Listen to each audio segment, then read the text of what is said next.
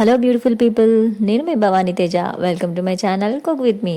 ఇంట్లో ఎంత బాగా వండుకున్నా కూడా మనకి బయట తింటే ఆ టేస్టే వేరే ఉంటుంది కదా. సో ఇవాళ మన వీడియోలో ఆలూ కుర్మాని ఎగ్జాక్ట్గా బయట తినే టేస్ట్ వచ్చేలా కర్రీ సెంటర్ స్టైల్లో ఎలా చేయాలో చూసేద్దాం.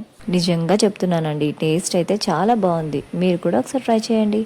ఈ కర్రీకి మనకు కావాల్సిందల్లా 2 మీడియం సైజ్ ఆనియన్స్, 6 బంగాళదుంపలు. ఆలుగడ్డలను ఒకసారి వాటర్లో బాగా కడిగాక ఇలా ఒక నైఫ్ తోటి పైన ఘాట్లు పెట్టాలండి. మరీ డీప్గా కట్ చేయాల్సిన అవసరం లేదండి.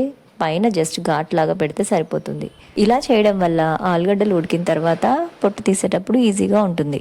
ఇప్పుడు వీటిని స్టవ్ ఆన్ చేసి మీడియం ఫ్లేమ్లో పెట్టి బాగా ఉడికించుకుందాం. ఇప్పుడు మనం స్టవ్ ఆన్ చేసి ప్యాన్ పెట్టుకొని 3 పావుల వరకు ఆయిల్ని వేసుకుందాం. ఆయిల్ వేడైన తర్వాత 1/2 స్పూన్ ఆవాలు, 1/2 స్పూన్ జీలకర్రని కూడా వేస్తున్నాను. అలాగే మనం చిన్నగా కట్ చేసి పెట్టుకున్న ఆనియన్స్ని వేస్తున్నాను.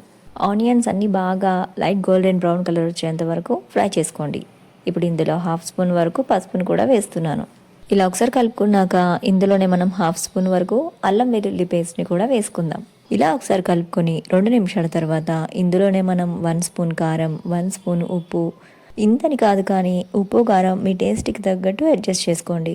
అలాగే 1/2 స్పూన్ వరకు ధనియాల పొడిని కూడా వేసుకొని ఒకసారి ఇలా కలుపుకుందాం. ఉప్పు కారం ఇప్పుడే వేసాం కాబట్టి ఒక 2 నిమిషాల పాటు బాగా ఫ్రై చేసుకోండి. 2 నిమిషాల తర్వాత ఇందులో మనం పెరుగుని వేసుకుందాం. 3 స్పూన్ల వరకు గడ్డ పెరుగుని వేసుకోండి. ఇలా ఒకసారి బాగా కలుపుకొని ఆయిల్ పైకి తేలేంత వరకు 2 నుంచి 3 నిమిషాల వరకు అడుగంటకుండా కలుపుతూ ఫ్రై చేసుకోవాలి. ఇలా బాగా ఉడికిన తర్వాత ఇందులో మనం ఉడికించి కట్ చేసి పెట్టుకున్న బంగాళదుంపల ముక్కల్ని వేస్తున్నాను. ఇప్పుడు వీటిని ఒకసారి ఇలా కలుపుకున్నాక 2 నిమిషాల పాటు ఉడికించుకుందాం. 2 నిమిషాల తర్వాత ఇందులో మనం టీ గ్లాస్ వాటర్ని యాడ్ చేసుకుందాం. నేను ఇక్కడ తీసుకున్న గ్లాస్ తోటి కరెక్ట్గా 2 గ్లాసుల వరకు వాటర్ని వేసుకున్నాను. వాటర్ మరీ ఎక్కువగా యాడ్ చేస్తే కర్రీ బాగోదండి.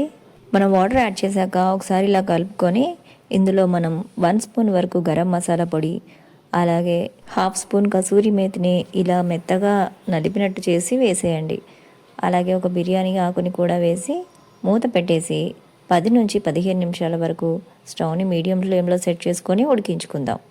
15 మినిట్స్ తర్వాత చూసారా, ఆయిల్ ఇలా పైకి వచ్చి బబుల్స్ లాగా అయింది.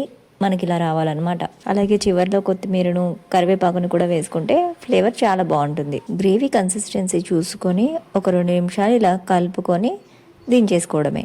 గ్రేవీ చూసారా ఎంత థిక్గా ఉందో. మరీ లూజ్గా ఉన్నా అలాగే కొంచెం టైట్గా ఉన్నా కూడా బాగోదండి. ఇది పర్ఫెక్ట్గా సరిపోతుంది. మీకు వీలుంటే ఒక 2 ఆలుగడ్డల్ని ఇలా స్మాష్ చేసినట్టుగా చేసుకోండి. టేస్ట్ చాలా బాగుంటుంది. అంతేనండి, మన ఆలూ కుర్మా కర్రీ అయితే రెడీ అయిపోయింది. ఈ కర్రీ మనకి butter naan, roti, chapati, oil rice, bagara rice వీటిలోకి పర్ఫెక్ట్ కాంబినేషన్. లేదా నార్మల్ రైస్తో తిన్నా టేస్ట్ చాలా బాగుంటుంది. మరీ ఎక్కువసేపు ఉంచొద్దండి. ఇప్పుడు ఇలా లూజ్గా అనిపిస్తుంది కానీ వేడి చల్లారిన తర్వాత థిక్గా అయిపోతుంది. సో ఇప్పుడు స్టవ్ ఆఫ్ చేసేయండి. నిజంగా టేస్ట్ అయితే బయట తిన్నట్టుగానే అచ్చం కర్రీ సెంటర్లో తినే కర్రీ లాగానే ఉందండి ఈ ఆలూ కుర్మా.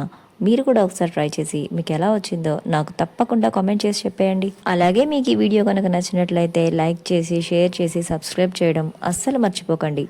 మరొక ఇంట్రెస్టింగ్ రెసిపీతో మళ్ళీ కలుద్దాం.